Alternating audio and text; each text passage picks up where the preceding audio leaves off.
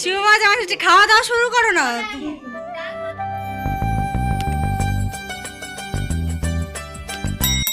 নমস্কার সবাইকে। আজকে আমাদের বাড়িতে জামাই ষষ্ঠী পালন করা হবে।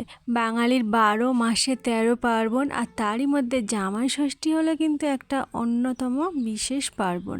সকাল থেকে বাড়িতে সবাই তোড়জোড় শুরু করে দিয়েছে, প্লেটে মিষ্টি ফল সব রকমই আয়োজন করা হয়ে গেছে। কিন্তু এত পরিমাণে মাছি উঠছে, মা সকালবেলা ফিনাইল দিয়ে ঘর মোছার পরেও মাছি তাড়িয়ে তাড়িয়ে তো আমরা পুরো নাজেহাল হয়ে পড়ছি। আর জামাইরা কিন্তু অলরেডি এসে গেছে। এবার জামাইদেরকে বসিয়ে তাদের সামনে প্লেট ধরে দেবে শাশুড়িরা। এই যে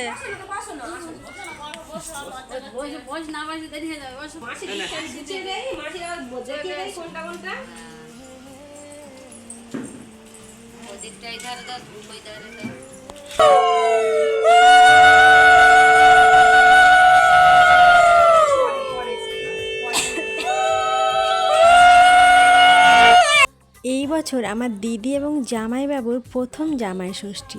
আর এখানে আমার জামাইবাবু আছে, তার সাথে আমার আরেক জামাইবাবু, আর আছে আমার পিসেমশাই মানে আমার ঠাম্মার জামাই।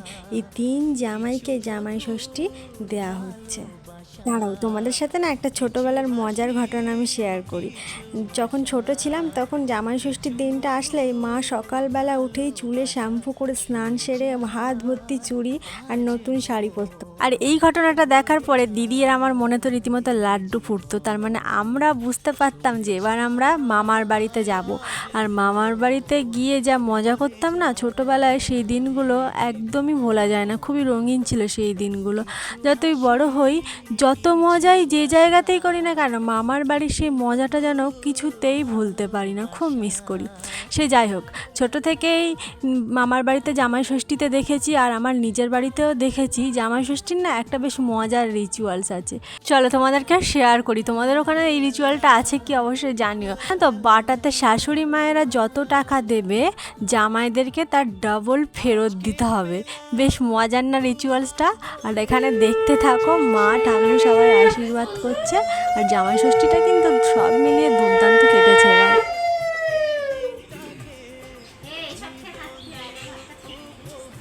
একজন পিছনে ক্যামেরাম্যান আছে, ব্যাকগ্রাউন্ড ক্যামেরাম্যান।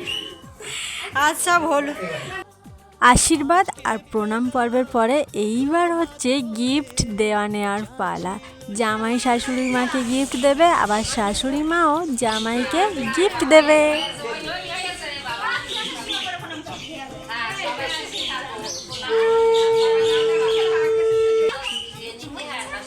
গাইজ আজ সব হলুদ, আমিও হলুদ।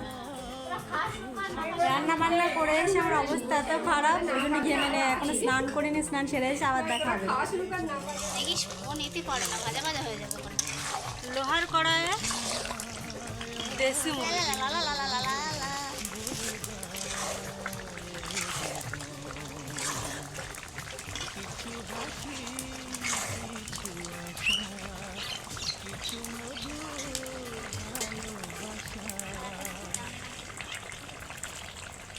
দেখো, জামাই ষষ্ঠী মানে হই হুল্লোড়, আনন্দ, মজা, তার সাথে হচ্ছে খাওয়া দাওয়া।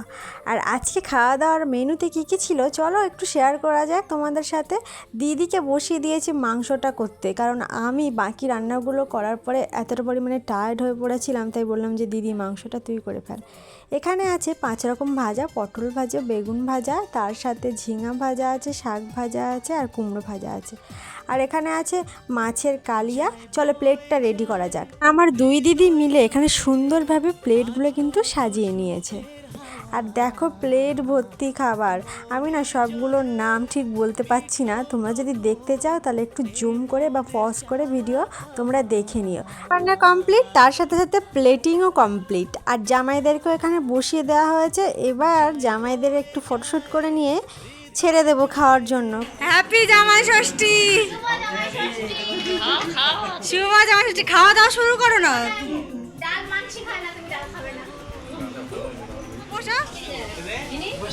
ঠিক আছে, রান্না বান্না ওকে।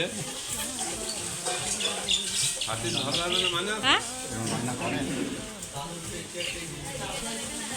আমি বললে আর বিশ্বাস করে না। বলি ঠিক আছে তো সব এখনো ভাত আমার মেয়ের বিয়ে না, আমার জামাই ষষ্ঠী, জামাইদের। দাদা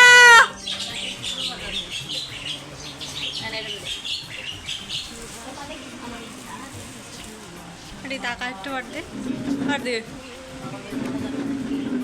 চলো, জামাইরা খেতে বসে গেছে, এবার আমরা একে একে খেতে বসবো। আর যারা যারা এতক্ষণ ধরে আমার ভিডিওটা দেখলে তাদের সবাইকে থ্যাংক ইউ।